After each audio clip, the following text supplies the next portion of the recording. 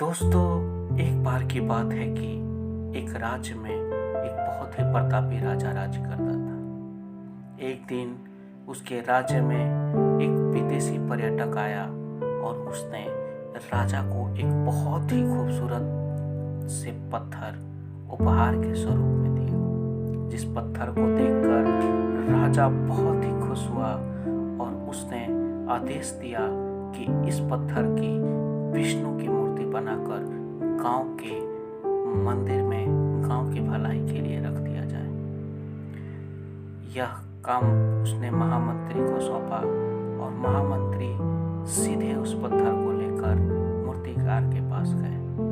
मूर्तिकार को बोला कि जो भी इस पत्थर को भगवान विष्णु के खूबसूरत आकार में ढालेगा उसे राजा की तरफ से 100 स्वर्ण मुद्राओं का इनाम दिया जाएगा।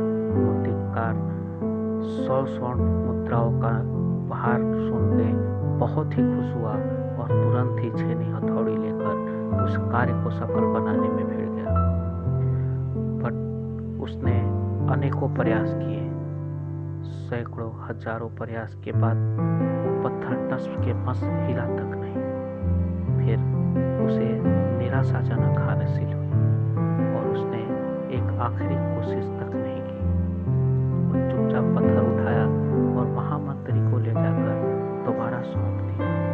बोला, इस पत्थर को तोड़ना मुश्किल ही नहीं, नामुमकिन है। पर महामंत्री को राजा के आदेश के अनुसार इस कार्य को हर हाल में सफल बनाना था।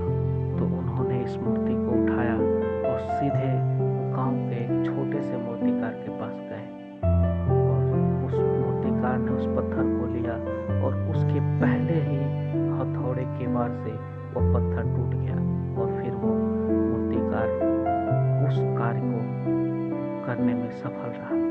फिर जो पहला मूर्तिकार रहा वो ये सोच के बार बार पछताता रहा कि काश मैं एक प्रयास और कर चुका होता। दोस्तों, इस बात से हमें यही शिक्षा मिलती है कि हमारे जीवन में बहुत सारी कठिनाइयाँ आएंगी, बहुत सारी असफलताएं मिलेंगी, लेकिन हमें उन असफलताओं से घबराना नहीं चाहिए और एक के बाद एक प्रयास हमें करते रहना चाहिए जब तक कि हम अपने कार्य को करने में सफल नहीं हो जाते, तब तक हमें प्रयास करते रहना। अरे टूटने लगे हौसले तो याद रखना, बिन मेहनत के कभी तक तो ताज नहीं। अरे टूटने लगे हौसले तो याद रखना कि बिन मेहनत के कभी तक तो ताज नहीं मिलते।